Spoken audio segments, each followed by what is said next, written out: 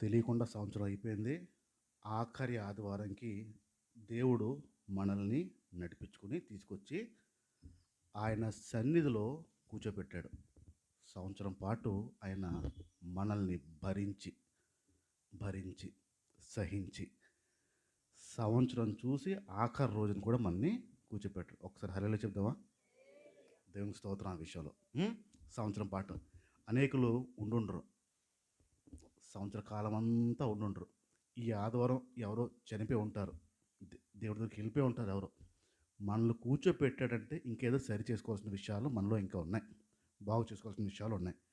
దేవుని మాటని మనము ధ్యానించే ప్రయత్నం చేద్దాం. ఒకసారి స్పీడ్గా తీసేద్దాం. రోమియోకి రాసిన పత్రిక 14వ అధ్యాయం మాట.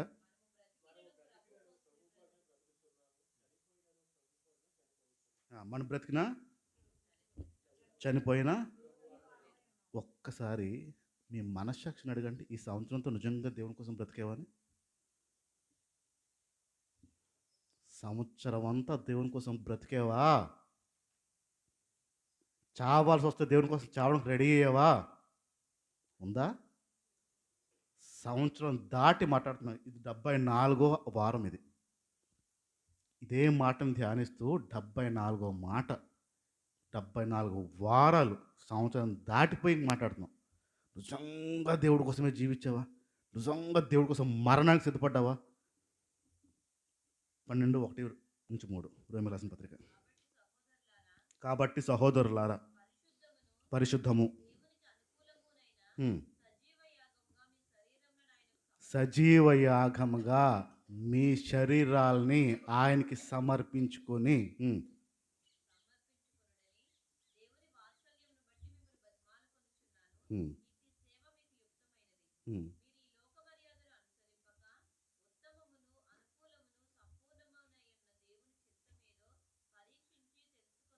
దేవుని చిత్తం ఏంటో పరీక్షించి తెలుసుకొని చేయడం. ఈ సంవత్సరం అంతా ఇది దేవుని చిత్తమా కాదా అని ఎంత పరీక్షించాం, ఎంత టెస్ట్ చేసాం. నన్ను నేను సజీవ యాగము అంటే తగలడిపోవడం. ఇంకో మాటలు చెప్పాలంటే నువ్వు బ్రతుకుంటుండగా తగలబెట్టుకోవడం, బూడిద అవ్వడానికి ఇష్టపడ్డాం. సజీవ యాగంగా దేవుని చిత్తం ఏంటో కనుక్కొని తెలుసుకొని పరీక్షించి అవునా కాదా, చెయ్యినా వద్దా, వెళ్ళనా వద్దా, అన్నా వద్దా అని చెక్ చేసుకుని ఉందా సంవత్సరంతో? కొట్టుకుపోతుంది, అలాగా పోతుంది అలా జీవితం. ఇన్ని వారాల నుంచి ప్రభు మనం మాట్లాడుతున్నాడు ఆ విషయంలో. పరీక్షించుకుని చెక్ చేసి త్వరగా మత్తయి సువార్త 6:9. మన ఇప్పుడు ప్రార్థన ఏముండాలంట?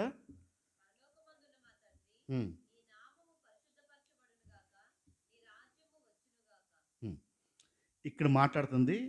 ఇప్పుడు మనం దేవుని కోసం జీవిస్తే మన ప్రార్థన ఏమి ఉండాలి? ముందు రెండు కాస్త మర్చిపోదాం. ఇప్పుడు దేవుని కోసం జీవించడం, దేవుని కోసం మరణం, పరీక్షించుకోవడం మర్చిపోదాం. దేవుని ప్రార్థన అని మొదలుపెట్టి సుమారుగా 29 వారాలు మాట్లాడాం. దేవుని కోరుకున్న ప్రార్థన, దేవుడు ఇష్టపడిన ప్రార్థన, దేవుని చెయ్యమన్న ప్రార్థన 29 వారాలు. లెక్కకు చూసుకుందాం. ఎన్ని వారాలు మాట్లాడాను? 29. 29 వారాలు ఆగకుండా ఈ ప్రార్థన చేసిన వాళ్ళు ఉన్నారా? 29, జస్ట్ 29. దేవుడు ఈ ప్రార్థన చేయమని చెప్పాడు. 29 వారాలు ఆగకుండా ప్రభువా నువ్వు ఈ ప్రార్థన చెప్పావు, నేను చేస్తాను ఉన్నాడు ఎవడన్నా? దేవుని కోసం జీవితారు, దేవుని కోసం చేస్తారు. ఇలా ఉంటున్నాయి బ్రతుకులు. రాకటి సమీపం, జాగ్రత్త. తర్వాత రోమీయులకు రాసిన పత్రిక 14:17 మాట. ఏంటది అంటే? భోజనము పానం అంటాడంటే మీ అనుదిన చర్యలు చేస్తారే అలాంటిది కాదంటున్నాడు. సింపుల్ పదాలు ఎందుకు వాడాడంటే భోజనం చేయడం, నీళ్ళు తాగడం. భోజనంకి ఎవరు ఆలోచించరు, నీళ్ళు తాగడానికి ఎవరు ఆలోచించరు. ఇలాంటి చొలకనగా అంటే చిన్న పని. దేవుని రాజ్యం అంటే చిన్నది కాదు, చాలా పెద్దదని చెప్పడం కోసం ఈ రెండు వాడాడు. దేవుని రాజ్యం అంటే భోంచేయడం కాదు, నీళ్ళు తాగడం గారికి కాదు. ఉమ్. నీతి సమాధానము. ఉమ్. సమాధానము అనే పదం, మన ఈ పదాన్ని ధ్యానించుకున్నాం. సమాధానము, దేవుని సమాధానము. యోహాను సువార్త 14:27 మాట స్పీడ్గా. శాంతిని మీకు అనుగ్రహించి వెళ్తున్నాను, నా శాంతిని మీకు అనుగ్రహించి వెళ్తున్నాను. లోకం ఇచ్చినట్టు శాంతి కాదు. ఇప్పుడు చెప్పండి, గుండెల మీద చేసి చెప్పగలరా దేవుని శాంతి నాలో ఉంది అని? ఆయన ఇస్తున్నాడని చెప్పాడు, ఇస్తున్నాను అని చెప్పాడు. ఆయన ఇస్తున్నాడంటే ఇలా రెడీగా ఉన్నాడు అని అర్థం. తీసుకున్నారా? పొందారా? ఆ శాంతి ఉందా? ఆ ధైర్యంగా చెప్పగలరా దేవుని శాంతి నాలో ఉంది అని చెప్పగలుగుతారా? అంటే ఇవ్వడం లోపమా, తీసుకోవడం లోపమా? తీసుకోవడంలో ఎక్కడో లోపం ఉంది. తీసుకోవడం మనకు చేత కాట్లా. ఇంకా ఆయన శాంతిని ఇస్తా అంటున్నప్పుడు అక్కడ యోహాను సువార్త 20:19 మాట.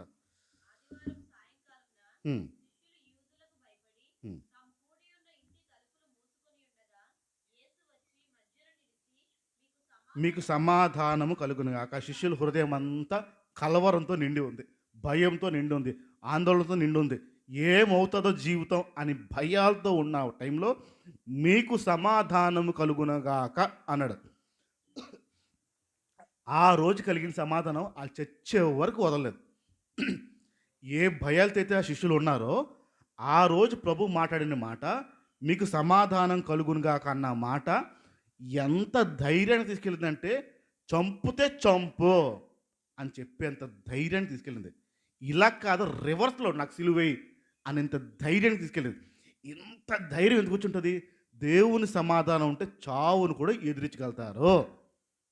దేవుని సమాధానం లేకపోతే చిన్న చితకదానికి కూడా చేతులు పడిపోతారు మీరు. దేవుని సమాధాన విషయం గురించి మాట్లాడుతున్నాం. ఆయన సమాధానము కలుగునుగాక.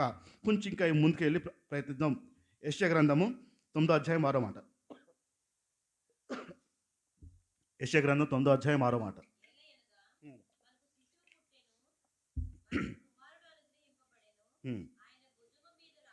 ఆయన భుజం మీద రాజ్యభార్యం ఉంది, ఆశ్చర్యకరుడు, ఆలోచనకర్త, సమాధానకర్త అయిన అధిపతి. అధిపతి, అధిపతి అంటే రాజు. యేసు ప్రభు గురించి ప్రవచనం మాట్లాడుతూ మనకు శిశువు పడతాడు, రాజ్యభారం ఆయన మీద ఉంటుంది అంటూ సమాధానానికి అధిపతి, కింగ్ ఆఫ్ పీస్ అంటారు, ప్రిన్స్ ఆఫ్ పీస్ అంటారు. అంటే సమాధానం అనే దానికి రాజు ఎవరైనా ఉన్నారు అంటే అది యేసు ప్రభు అని చెప్తుంది. సమాధానానికి హెడ్ ఎవరైనా అంటే అక్కడి నుంచే రావాలి. ఇప్పుడు యేసు ప్రభు రాజు. ఏ రాజు? సమాధానానికి రాజు. ఇప్పుడు రాజు కుమారులు మనము, రాజు కుమారులు కుమార్తెలు మనము. ఇప్పుడు మనం ఏమవ్వాలి? ఇప్పుడు మనం ఏమవ్వాలి?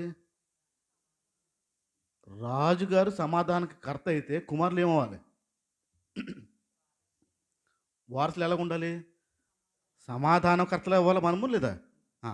ఇప్పుడు రాజు ఆయన సమాధానానికి కర్త అయినప్పుడు, పిల్లలుగా మనం ఉన్నప్పుడు మనం కూడా సమాధానానికి కర్త అవ్వాలి.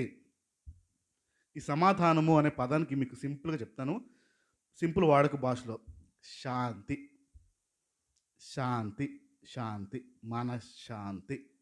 శాంతి అనేది వ్యక్తి కాదు, వ్యక్తి గురించి మాట్లాడలే. శాంతిగా ఉండడము మన లక్షణం. ఇప్పుడు ఆయన సమాధానం కర్త కాబట్టి పిల్లలైన మనం కూడా సమాధానంగా ఉండి తీరాలి. 2 తెస్సలోనికీయులకు రాసిన పత్రిక, తెస్సలోనికీయులకు రాసిన 2వ పత్రిక 3వ అధ్యాయం 16వ మాట.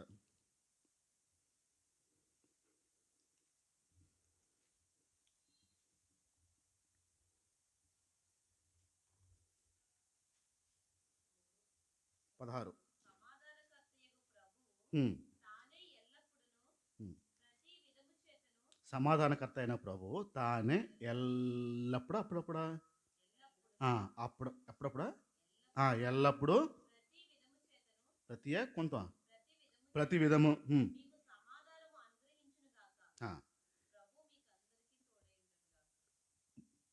ఇప్పుడు చూడండి, మళ్ళీ చదువు ఒకసారి స్లోగా.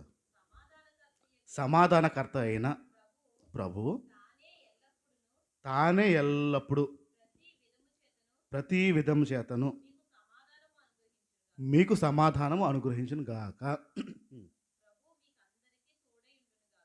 ఇప్పుడు చూడండి, ప్రభు మీకు అందరికీ తోడేయును గాక అన్నారు. ఇప్పుడు సమాధానం తోడుగుండాలా, ప్రభు తోడుగుండాలా?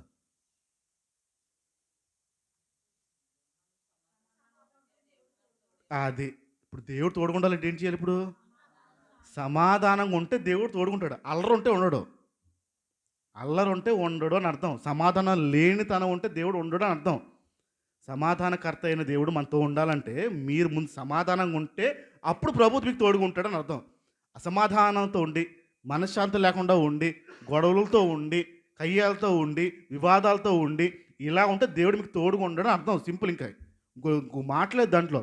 సమాధానకర్త అయిన దేవుడు మనతో పాటు ఉండాలి అంటే ఖచ్చితంగా మనలో ఉండాల్సింది శాంతి. అది లేకుండా దేవుడు మీతో నాతో ఉండడు. ఎందుకు ఉండడంటే ఆయనకు రాజు సమాధానానికి. పిల్లలు కూడా అలా ఉండి తీరాల్సిందే. మత్తయి సువార్త కొద్దాం 5వ అధ్యాయం 9వ మాట. 2 రకాల శాంతులు ఉంటాయి. కొన్ని విషయాలు 2 రకాలు నేను ఎలా ఉంటో చెప్తాను. మత్తయి సువార్త 5వ అధ్యాయం 9వ మాట. సమాధానపరచువారు వారు. ఇందాక రాజకుమారులు ఏంటి? సమాధానంగా ఉండేవారు. ఇప్పుడు కొంచెం మారిని చూడండి, సమాధాన పరుచువారు అంటున్నాడు. సమాధానంగా ఉండేవారు ఒకరు ఉన్నారు, సమాధాన పరుచువారు ఉన్నారు. అంటే శాంతిగా ఉండేవారు ఉన్నారు, శాంతిని నెలకొల్పేవారు కూడా ఉన్నారు. ఈ 2 రకాలు ధ్యానిద్దాం ఈరోజు. శాంతిగా ఉండడం, శాంతిగా ఉంచడం. ఏంటది? ఇప్పుడు శాంతిగా ఉంచడం గురించి మాట్లాడదాం. మిమ్మల్ని బట్టి ఇంట్లో శాంతిగా ఉంటారా? ప్రశ్న అయిపోయింది. మిమ్మల్ని బట్టి ఇంట్లో శాంతిగా, సమాధానంగా, మనశ్శాంతిగా ఉంటారా? ఉన్నారా? ఉండగలుగుతున్నారా? మిమ్మల్ని బట్టి నేనుంటే ఇంట్లో అందరు సమాధానంగా ఉంటారండి. ఉందా? ఇది భయపెట్టి కాదు, కొడతాను, చంపేస్తాను, కాలర్ ఈ భయాలతో కాదు. మిమ్మల్ని బట్టి, మీ వ్యక్తిగత జీవితాన్ని బట్టి ఇంట్లో సమాధానంగా ఉంటున్నారా? అందరు సమాధానంగా ఉంటున్నారా? కొందరు లేరా? మిమ్మల్ని బట్టి కొందరు సమాధానం లేదా? సమాధాన పరచువారు ధన్యులు, వారు దేవుని కుమారులు. శాంతి నెలకొల్పేవారు ధన్యులు, వారు దేవుని కుమారులు. ఇప్పుడు మన బట్టి సమాధానం కలగట్లేదంటే దాని అర్థం ఏంటి? ఎవరు కుమారులు? మీకే తెలుసు ఎవరు కుమారులు, ఎవరు కుమార్తెలు. దేవుని కుమారులు ఏం చేస్తారంట? సమాధానపరిచేవారు దేవుని కుమారులు. అశాంతి నెలకొల్పుతుందా? డౌట్ లేదు. ఇంక దేని కుమార్తె చెక్ చేసుకోవచ్చు.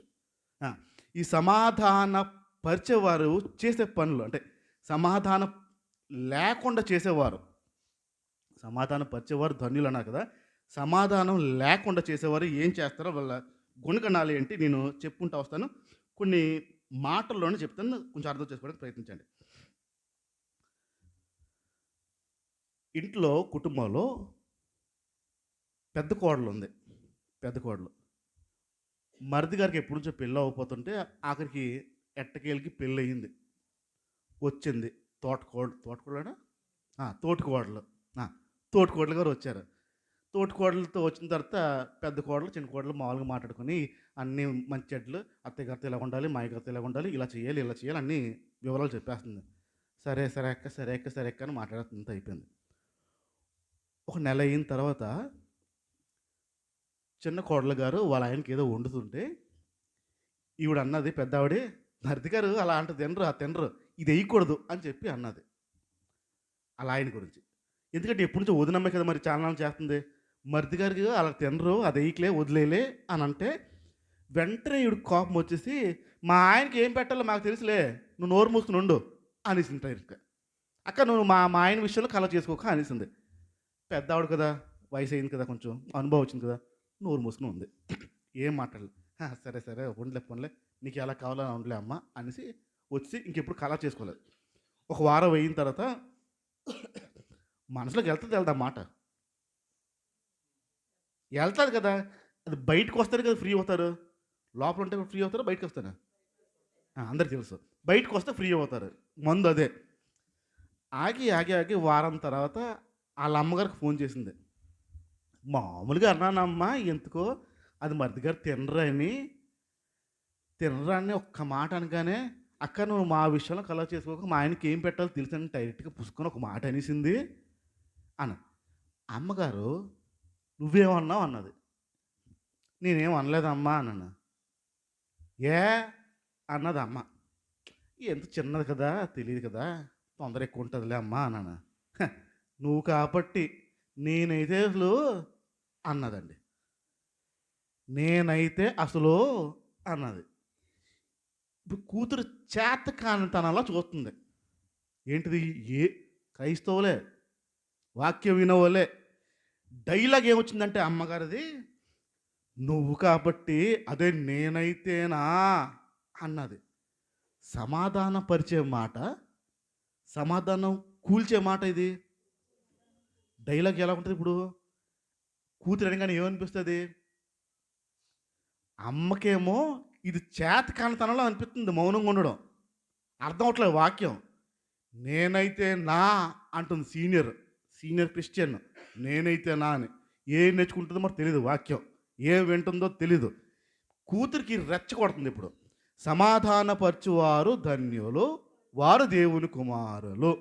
ఇప్పుడు ఈ అమ్మ సమాధాన పరిచే మాట అంటుందా, సమాధానం పడకుండా ఉండే మాట అంటుందా?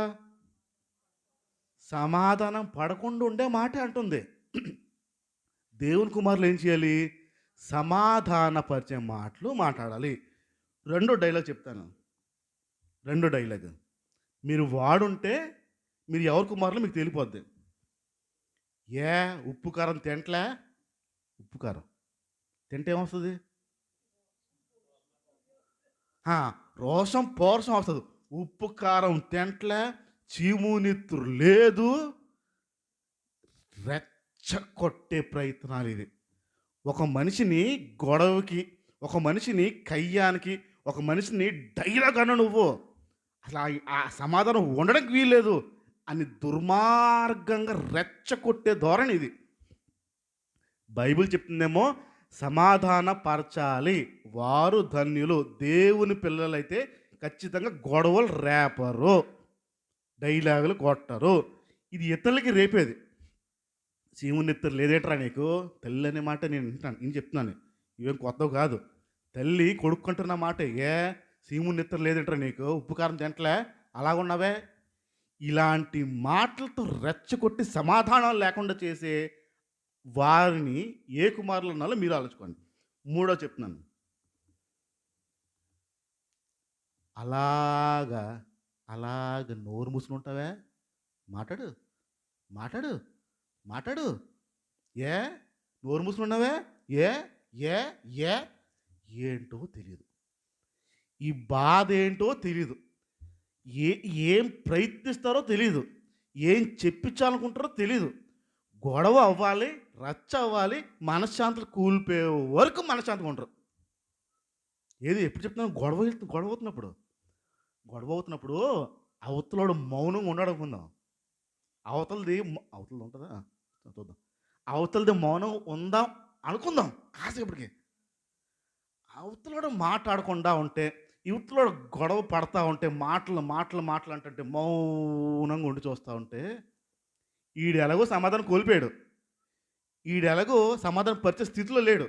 మౌనంగా ఉండి సమాధాన పరచడానికి ప్రయత్నిస్తున్న వ్యక్తిని కూడా మాట్లాడు నొరిప్పు గొడవ పడిపోదామనే, గొడవ రేపుకుందామనే, సమాధానం కూల్చేద్దామనే, ఎంతసేపు అదే ఆలోచన. ఆడి మౌనాన్ని చూసైనా, అరే నేను ఇన్ని మాటలు అంటున్నా, ఆడు మౌనంగా ఉంటున్నాడు కదా, అది మౌనంగా ఉంటుంది కదా, నేను ఎందుకు నా నోరు పాడేసుకోవాలి? వస్తుందా? నేను సత్తాను, నువ్వు కూడా నాతో పాటు సాగు. నేను నరకానికి పోతాను, నువ్వు కూడా నాతో పాటు నరకం పో. నేను ఎలాగో నోరి పాపం చేశాను, నువ్వు కూడా నోరి పాపం చేశావు. ఇదే ధోరణి. సమాధానపరిచేవారు ధన్యులు, వారు దేవుని కుమారులు. సమాధానపరచడానికి ప్రయత్నిస్తున్నావా, గొడవ రేపడానికి ప్రయత్నిస్తున్నావా? సమాధానం ఉండడానికి ప్రయత్నిస్తున్నావా, అసమాధానం ఇంట్లో ఉండడానికి ప్రయత్నిస్తున్నావా? దేనికి ప్రయత్నిస్తున్నావు, ఏం ప్రయత్నిస్తున్నాం? ఐదవ విషయం చెప్తున్నాను.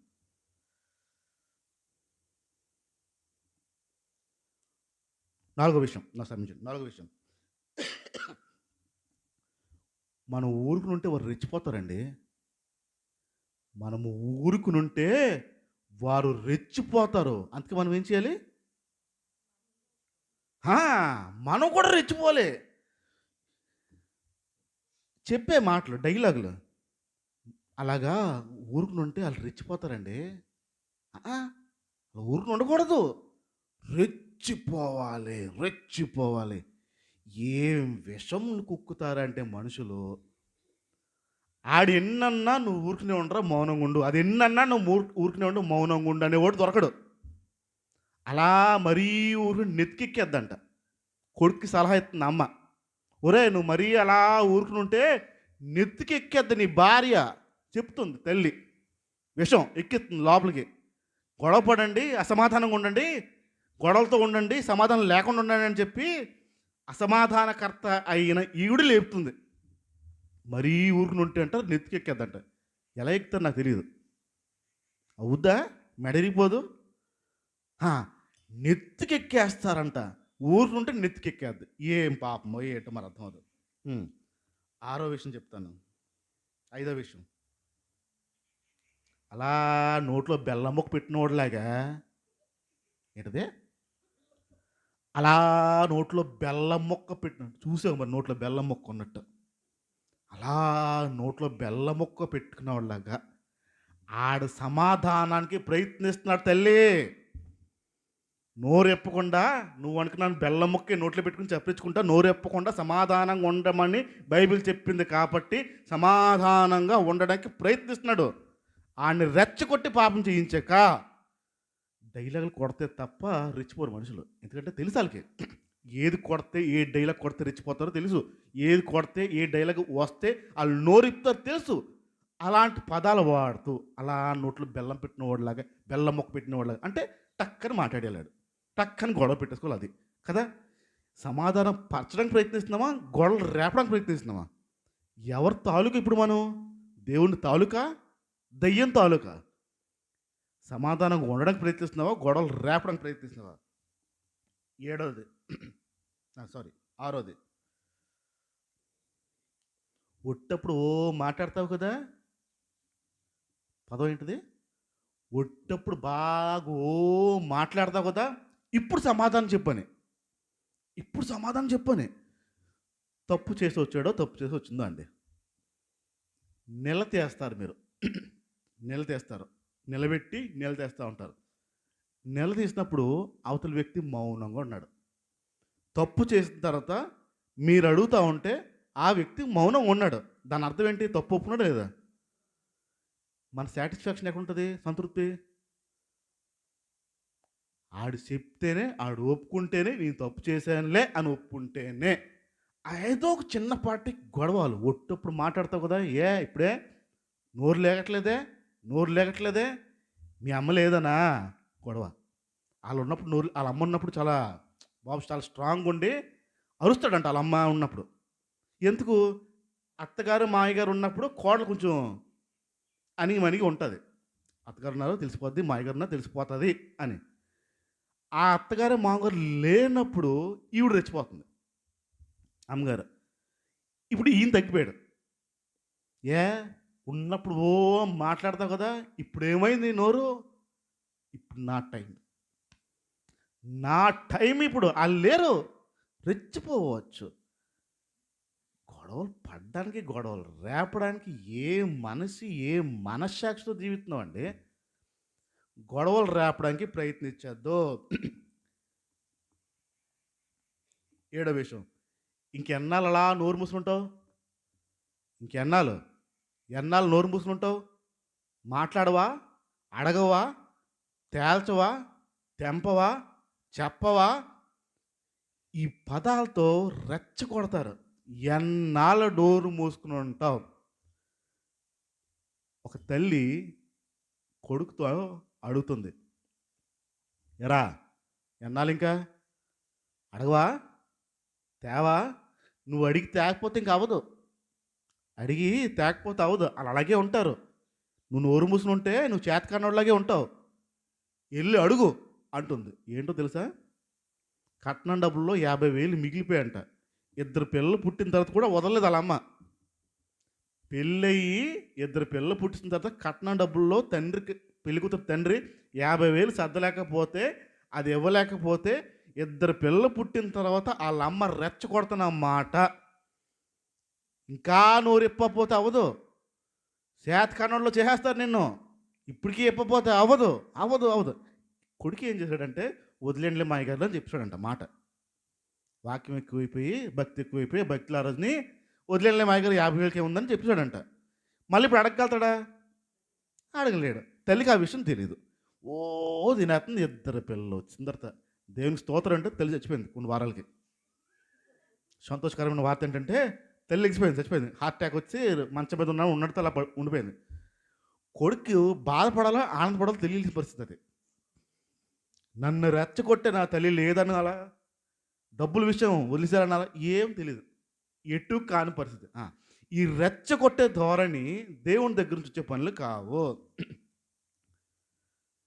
8వ డైలాగ్ ఏంటంటే, ఈ ఊర్లో మాట్లాడతారో తెలియదు కానీ నాకు విజయనగరం, శ్రీకాకుళం, విశాఖపట్నం రీజన్లో మాట్లాడతారు.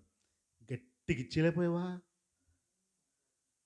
గట్టిగా ఇచ్చేలేపోయావా, ఏంటదే, ఏంటి ఇచ్చేయాలి గట్టిగా, జంతుకులా, కారపోసా, పప్పుండ్లా, ఏంటి ఇచ్చేయాలి గట్టిగా.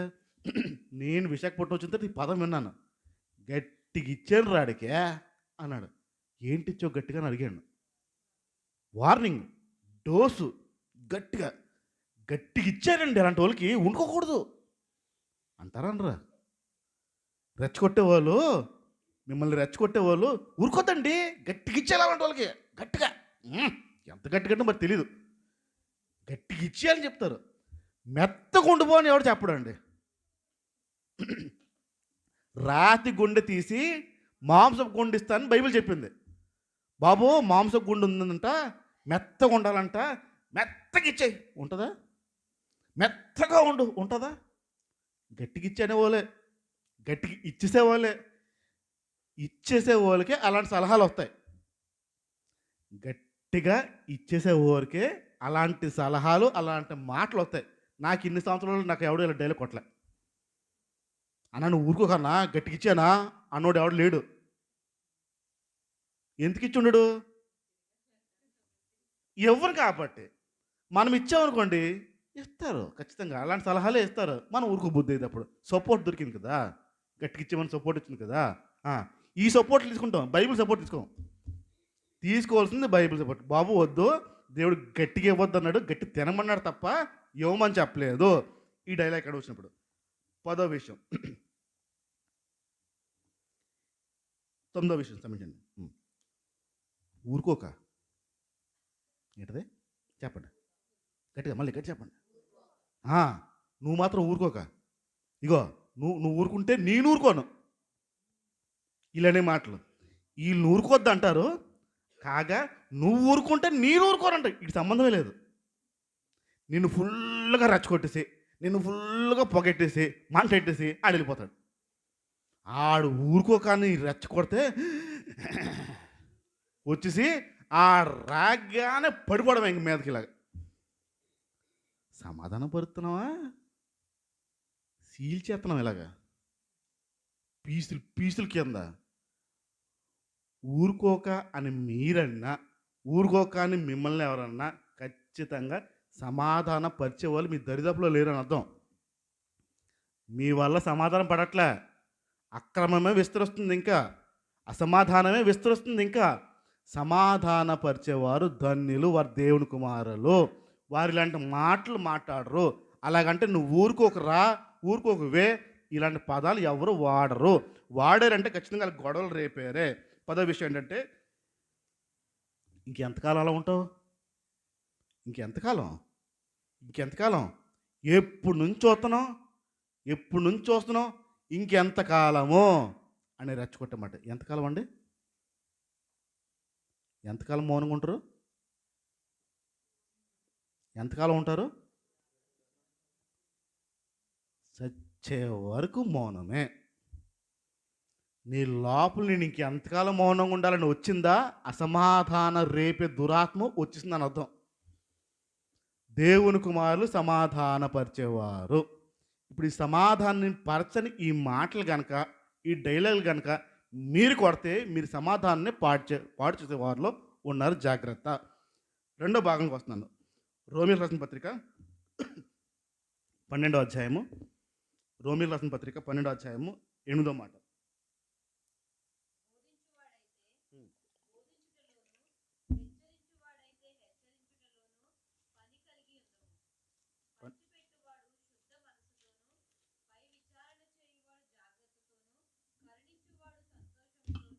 పన్నెండు ఏం చూడండి సరిగా.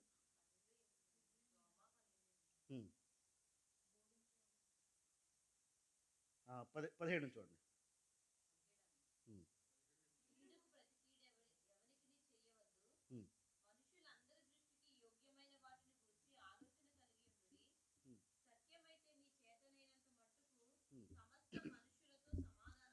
సఖ్యమైతే కీడికి ప్రతి కీడు చేయొద్దు.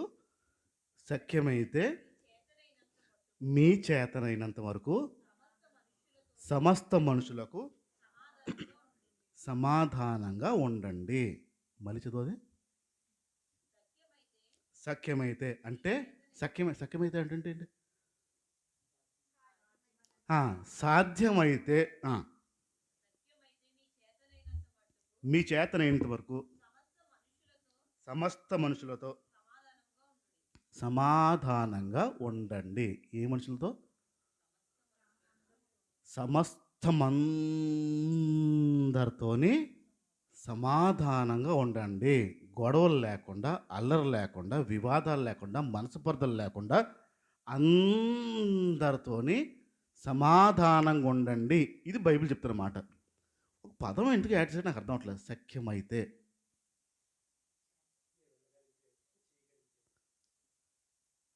ఛాన్స్ ఉంటే, అవకాశం ఉంటే ఉండండి అంటున్నాడు. నాకు అవకాశం లేదండి, నాకు కుదరదండి అంటే అవుద్దా? మళ్ళీ ఆ మాట సమాధానపరచువారు దేవుని కుమారులు ఏం చేయాలి? కొన్ని పదాలు అంటే అక్కడ ఆ పరిస్థితుల్లో మాట్లాడుతున్నప్పుడు మరీ నొచ్చుకోకుండా ఉండాలంటే కొన్ని పదాలు అలా వాడుతూ ఉండేవారు అప్పుడులో. సాధ్యమైతే ఉండమన్నాడంటే ఉండాలా వద్దన్నారు? ఉండాలని అర్థం. సాధ్యమైనతే అందరితోని సమాధానంగా ఉండండి. ఇది ఖచ్చితంగా చెప్పిన మాట. రెండు పద్ధతులు. ఒకటి సమాధానపరిచేవారు. రెండో పద్ధతి అందరితోని సమాధానంగా ఉండేవారు. ఇప్పుడు ఆలోచించి చెప్పండి, మీ గుండెల లోపల అందరితో సమాధానం ఉందా, కొందరితో ఉందా? లేనివారు ఉన్నారా లేదా? వాళ్ళని చూడగానే మీ సమాధానం కోల్పోతారు. వాళ్ళు రాగానే మీ సమాధానం కోల్పోతారు. వాళ్ళ శబ్దం వినగానే మీరు సమాధానం కోల్పోతారు. వాళ్ళు వస్తారు అనగానే మీ సమాధానం కోల్పోతారు. సాధ్యమైతే అందరితోని సమాధానంగా ఉండండి. ఇది దేవుని పిల్లలు చేసే పని. ప్రతి ఒక్కరితోని సమాధానంగా ఉండాలి. ఏ ఒక్కరితోని కూడా గొడవలు, వివాదాలు లేకుండా ఉండాలి. మనస్పర్ధలు లేకుండా ఉండాలి. స్పష్టంగా ఉండాలి. నేను కొన్ని పదాలు ఇప్పుడు చెప్తాను, స్పీడ్గా వినడానికి ప్రయత్నించండి. పోనీలే అండి అనండి. ఏంటది? ఎవరిని? మిమ్మల్ని ఎవడైతే బాధ పెడతాడో, మిమ్మల్ని ఎవడైతే ఇబ్బంది పెడతాడో, మిమ్మల్ని సమాధానం లేకుండా చేసేవాడు ఎవరున్నా సరే కూడా ఈ డైలాగ్ గుర్తుపెట్టుకోండి. ఏం ఇవ్వాలి? గట్టి చెప్పండి. నాకు చెప్పదు, వాళ్ళు చెప్పుకోండి. మనసులో మీ మనసు లోపల ఉన్నారే దాచుకుని ఫోటోలు, సమాధానం లేకుండా చేసే వ్యక్తులు ఉన్నారే, వాళ్ళని ఊహించుకుంటూ చెప్పండి. ఇప్పుడు చెప్పండి మళ్ళీ. పోయిందా పోలేదా? ఈ పదం అంటున్నారా? లోపల నుంచి రావట్లేదా? మళ్ళీ ఆ వ్యక్తిని తలుచుకుని పోనీలే అన్న. అసలు మనసే రావట్లేదు చూడండి. నువ్వు పోతే పోగానే మేము పోనే అన్నట్టు కొంచెం మీ మొక్కలు చూస్తుంటే కొంచెం కొంచెం దేవుని సన్నిధిలో కొంచెం ట్రై చేద్దాం. మీ మీ మనసులో ఆ వ్యక్తిని తలుచుకుని పోనీలేండి, వదిలేండి, ఆ, వద్దులేండి అన్న, వదిలేండి వదిలేండి వదిలేండి వదిలేండి వదిలేండి పర్లేదు, వదిలే, ఏం కాదు, ఏం కాదు, రైట్. మూడో విషయంకి వస్తున్నాం. మర్చిపోదాంలే అండి, వాళ్ళని తలుచుకోండి, వాక్యం మర్చిపోద్దు. మనకు వచ్చేది ఏంటంటే వాక్యం మర్చిపోవడం. వాక్యం మర్చిపోవద్దు. ఆ ఏ వ్యక్తులైతే మిమ్మల్ని ఇబ్బంది పెడుతున్నారో, ఏ వ్యక్తులు అయితే మీకు సమాధానం లేదో ఆ వ్యక్తిని మర్చిపోమంటలే. ఏ క్రియ అయితే మీకు సమాధానం లేకుండా చేసిందో అది మర్చిపోదాం చెప్పండి. చెప్పండి మర్చిపోతాం చెప్పండి. నాలుగు విషయం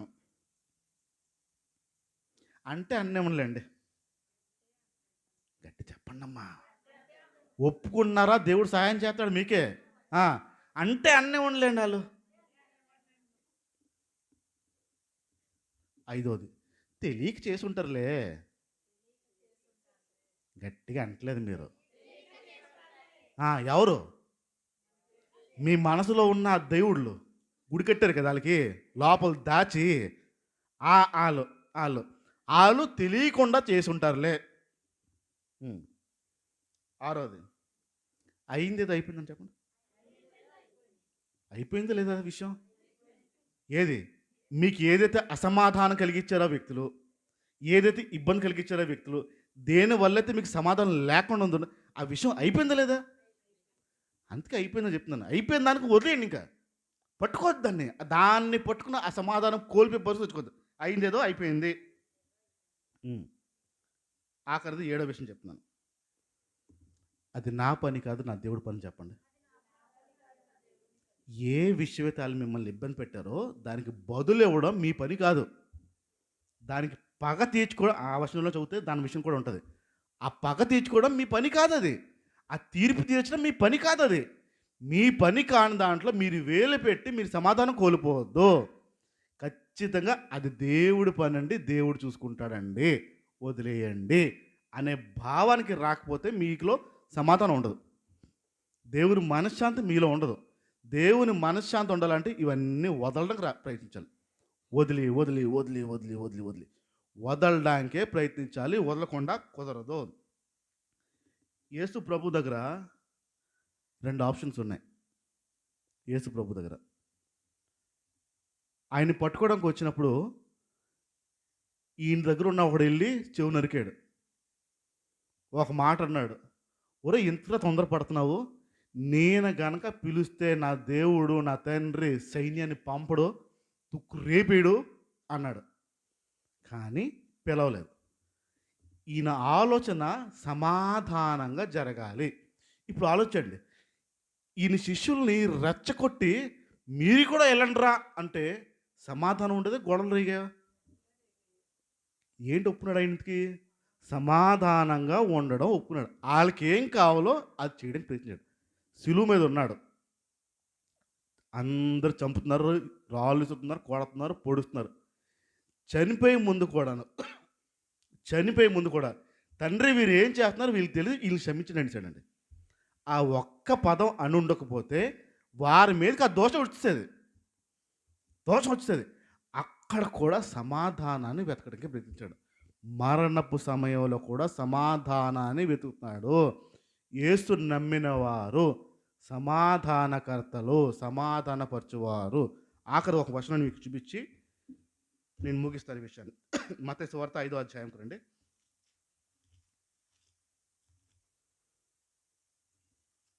మత్తయి సువార్త 5వ అధ్యాయము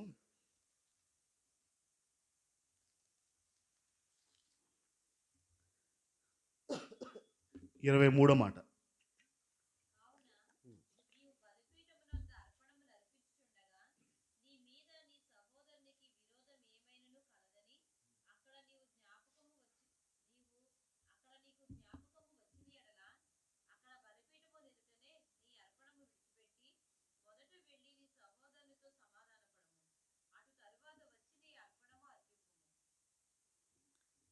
డైరెక్ట్గా ఇది యేసు ప్రభు వారు మాట్లాడుతున్న మాట నా చూడండి. కావున నువ్వు అర్పణ ఇచ్చే టైంకి నీ సహోదరుడితో గొడవ ఉంటే, నీ పొరుగువాడితో గొడవ ఉంటే, నీ లోపల ఎక్కడైనా ఎవరితో సమాధానం లేనితనం ఉంటే ముందు అది అక్కడ పెట్టేసి లే ఇచ్చే ముందంట, అర్పణ ఇచ్చే ముందు నాకు నవ్య గొడవ ఉంటే దగ్గర, నవ్య నేను అలా చేయడం తప్పు, నేను ఇంకోసారి అలా చేయకుండా ఉంటాను, సారీ అని చెప్పి కూర్చో. అప్పుడు అర్పించాలంట. అర్పణ ఎప్పుడు ఇవ్వాలి? అయితే ఈ సంచులో వేస్తున్నవన్నీ సమాధానంతో నిండినవా, అసమాధానంతో నిండినవా? ఏ ఒక్కడి మీద కూడా ఎలాంటి ద్వేషము, ఎలాంటి కోపము, ఎలాంటి మనస్పర్ధ, ఎలాంటివి కూడా లేకుండా అందరితోనే సమాధానంగా ఉండే దీంట్లో వేస్తున్నారా? అందరితో సమాధానంగా ఉండే దీంట్లో వేస్తున్నారా? బైబిల్ చెప్తుంది, నేను కాదు. నువ్వు వేసే ముందంట వెళ్ళి ఆడి దగ్గరికి వెళ్ళి క్షమాపణ అడిగి, బాబు నీకు నాకు గొడవ వద్దు, నీకు నాకు సమాధానంగా ఉండాలి, నీ మీద నాకు మనసులో ఈ కోపం ఉంది అని చెప్పి సమాధానపడి అప్పుడు వచ్చి అర్పించమన్నాడు. ఇందులో వేసేవాళ్ళకి అందరికీ అంత సమాధానం ఉందా? ఆ మాట చెప్తే ఇది ఖాళీగానే ఉంటుంది. బైబిల్ ప్రకారం వెళ్ళేవంటే ఈ సంచి ఖాళీగానే ఉంటుంది, డౌట్ లేదు, తిరిగేసి పెట్టచ్చు. ఎందుకంటే ఉందంటారా లేదంటారా? దీని అర్థం ఏంటంటే, దేవుడు నీ లోపల సమాధానం లేకుండా నీ అర్పణనే తీసుకోడంటే నిన్నేం తీసుకుంటాడు చెప్పు? నీ హృదయం లోపల ఒక వ్యక్తితో సమాధానం లేకుండా జీవిస్తూ ఉంటే, మనశ్శాంతి లేకుండా జీవిస్తూ ఉంటే, నీ మనసులో ఒక వ్యక్తి మీద అంత కోపము, అంత ద్వేషము, అంత సమాధానం లేనితనము ఉన్న నువ్వు వచ్చి అర్పణ అర్పిస్తూ ఉంటే, నీ అర్పణే స్వీకరించిన దేవుడు నిన్నెన్నట్ట స్వీకరిస్తాడు? నిన్ను ఒప్పుకోవడం అర్థం. చర్చికి వచ్చేస్తున్నావు బాగానే ఉంది, అర్పణ అర్పిస్తున్నావు బాగానే ఉంది, పాటలు పాడుతున్నావు బాగానే ఉంది, వాక్యం వింటున్నావు బాగానే ఉంది, కానీ నిన్ను ఒప్పుకోవాలంటే నీ లోపల సమాధానం లేకుండా ఒప్పుకోడు అని అర్థం. మనుషులు తయారు చేసిన ఇవే దేవుడు తీసుకొని అంటున్నాడంటే, నీలో సమాధానం లేకపోతే నిన్ను ఏం అంగీకరిస్తాడు? ఇంకా సంవత్సరాల తరబడి వింటున్నా, సంవత్సరాల తరబడి నేర్చుకుంటున్నా, సమాధానం ఉండాలనే విషయం తెలుస్తున్నా, ఇంకా నీ లోపల సమాధానం లేకుండా జీవిస్తూ ఉంటే ఎలా ఒప్పుకుంటాడు అనుకుంటున్నావు? ఎలా అంగీకరిస్తాడు అనుకుంటున్నావు? రెచ్చగొట్టే మాటలు మాట్లాడుతూ, సమాధానం లేకుండా ఉంటూ, గొడవలతో ఉంటూ, మనసులో నేటికి నీకు ఎవడో ఉన్నాడంటే ఇంకా లోపల సమాధానం లేనితనము, నమ్మి ఏం ప్రయోజనం? ప్రభువుని పట్టుకుని ప్రయోజనం ఏముంది? వచ్చి వెళ్ళిపోతే అయిపోద్దా? విని వెళ్ళిపోతే అయిపోతుందా? ఆడియో వింటే అయిపోతుందా? కుదరదు, ఏది కుదరదు. దేవుడి దగ్గర జాగ్రత్తగా ఉండండి. మీరు సమాధానం లేకుండా మీరిచ్చే అర్పణే స్వీకరించలేనిసాడు ఆయన. అలాంటిది మిమ్మల్ని పట్టించుకోరు, జాగ్రత్త. మీ గుండెల మీద ధైర్యంగా చేసి చెప్పగలుగుతారా? నాకు ఎవ్వరి మీద ఏ కక్ష, ఏ కోపం, ఏ భేదం ఏది లేదండి, అందరితో నేను సమాధానంగా ఉన్నాను చెప్పగలుగుతారా? నాకు దమ్ము ఉంది. నాకు అన్యాయం చేసిన బోల్డ్ మంది ఉన్నారు, నష్టపరిచిన వాళ్ళు బోల్డ్ మంది ఉన్నారు. నేటికి నా కళ్ళు ముందు తిరుగుతూ ఉంటారు. నేటికి నేను చచ్చిపోతే బాగున్నాను 2 కుటుంబాలు ఉన్నాయి. నేను ఎప్పుడు చస్తానని ఎదురు చూస్తూ ఉంటారు వాళ్ళిద్దరు. ఇంకా బతికే ఉన్నాడంటే ఎదురు చూస్తూ ఉంటారు. ఆ మాటలు వింటాను, ఆ మాటలు తెలుసు, వాళ్ళు ఎదురుకుండా ఉంటాను, ఆయన నేను సమాధానంగా ఉంటాను. నాకేమనిపిస్తుంది చూసి, ఎలాంటి సమాధానం కోల్పోయే పరిస్థితి కూడా ఉండదు. వాళ్ళిద్దరిని చూడకుండా చక్కగా పలకరించగలుగుతాను, చేసి మాట్లాడగలుగుతాను. నా లోపల ఏమీ లేదు, ధైర్యం చెప్పగలుగుతాను. నేను సమాధానం లేకుండా ఎవడూ లేడు నా జీవితంలో. అందరితో నాకు సమాధానం ఉంది, అన్ని విషయాలు సమాధానం ఉంది, పీస్ఫుల్గా ఉన్నాను. ధైర్యంగా చెప్పగలుగుతారా? దేవుడు వచ్చే రాకడ సమయానికి మీ లోపల ఆ సమాధానం ఉంటే, ఇంకా ఎవడి మీదైనా ఇంకా ఉంటే, అది వదలకపోతే నీ కానుక పట్టుకున్నవాడు నిన్నెట్ట పట్టుకుంటాడు? వదిలిపడేస్తాడు. జాగ్రత్త, డౌట్ లేదు ఆ విషయంలో. నువ్వు ఇచ్చే అర్పణే స్వీకరించినసాడు. మనసులో ఎవడి మీదైనా సమాధానం లేకుండా ఉంటే, అలాంటిది నిన్ను అసలు ఖాతరు చేయను అని అర్థం. ఇప్పటికీ ఇంత వాక్యం విని కూడా, ఇన్ని విషయాలు గ్రహించి కూడా ఇంత గట్టిగా చెప్తున్నా నీకు అర్థం అవ్వకపోతే నీ అంత దుర్మార్గుడు, నీ అంత బలహీనుడు ఇంకోడు. దౌర్భాగ్యం అంతే నీది. సంవత్సరం గడిపేశారు, అయిపోయింది. ఆడుతూ పాడుతూ వింటూ అలాగా అయిపోయింది. ఇంకా ఈ సంవత్సరం నుంచి కొనసాగించద్దు. ఏ ఒక్కడి మీద కోపం ఉండడానికి వీలేదు, ఏ ఒక్కడి మీద మనసులో ద్వేషం ఉండడానికి వీలేదు. ఈరోజు ఈ క్షణంతో ఇంక ముగింపు అయిపోలేదు.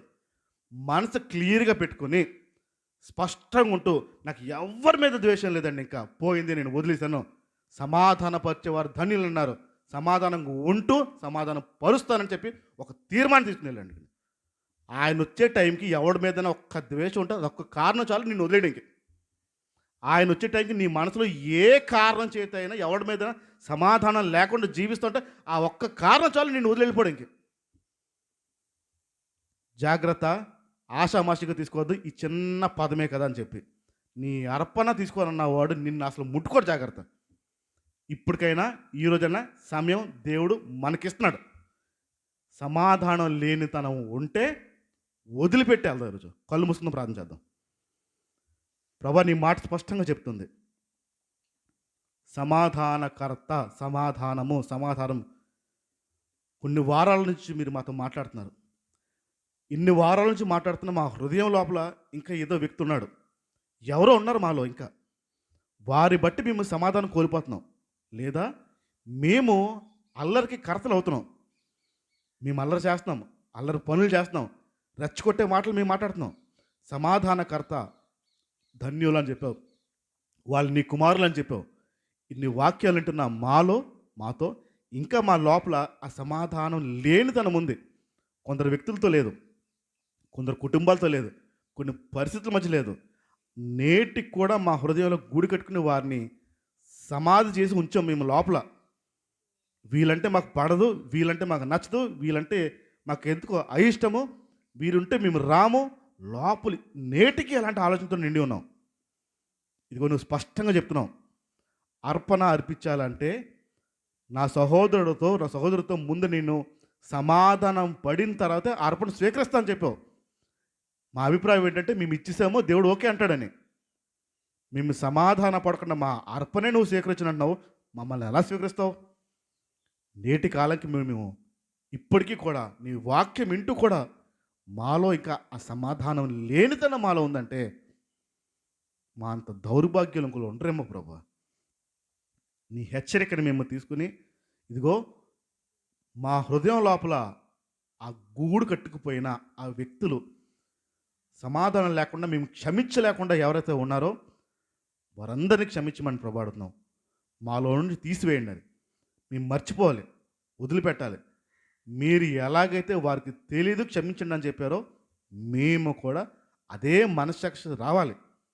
ఇంకా మా హృదయంలో ఎవరు ఉన్నారో ఒక్కసారి దేవుడిని అడగండి, సహాయం అడగండి ఆ విషయంలో. ప్రభా, ఆ వ్యక్తిని క్షమించలేకపోతున్నాను అడగండి దేవుణ్ణి. నా హృదయం నుంచి తీయలేకపోతున్నాను ఆ వ్యక్తిని అడగండి. ఆ వ్యక్తి వల్ల నేను సమాధానం పొందలేకపోతున్నాను అడగండి. దేవుడు సహాయం చేయడానికి రెడీగా ఉన్నాడు ఆ విషయంలో. ఇదిగో సంఘాన్ని నన్ను నీ చేతికి చెప్పుకున్నావు ప్రభా. ఇంకెక్కడైనా మాలో మా హృదయం లోపల సమాధానం లేని మనిషి కనుక, వ్యక్తి కనుక, పరిస్థితి కనుక ఎక్కడైనా ఉంటే అది తీసివేసి నీ కుమారులుగా మనం మార్చమడుగుతున్నాం. సమాధాన పరిచేవారిలాగా, సమాధానంగా ఉండేవారిలాగా మమ్మల్ని అందరినీ మార్చమని నీ రాకడ సమయానికి మేము సిద్ధంగా ఉంటూ సమాధానంతో నీ రాక కోసం ఎదురు చూసేవారిలాగా మమ్మల్ని అందరినీ మార్చమని, మహిమ మీరు పొందమని యేసు నామమున ప్రార్థిస్తున్నాం తండ్రి, ఆమేన్. తండ్రి అయిన దేవుని ప్రేమ, కుమారుడు అయిన క్రీస్తు కృప, పరిశుద్ధాత్మక అన్యోన్యమైన సహవాసం కూడిసిన ప్రతి ఒక్కరికి సమాధానంతో నిండును గాక. ఆమేన్, ఆమేన్. అందరికీ వందనాలు.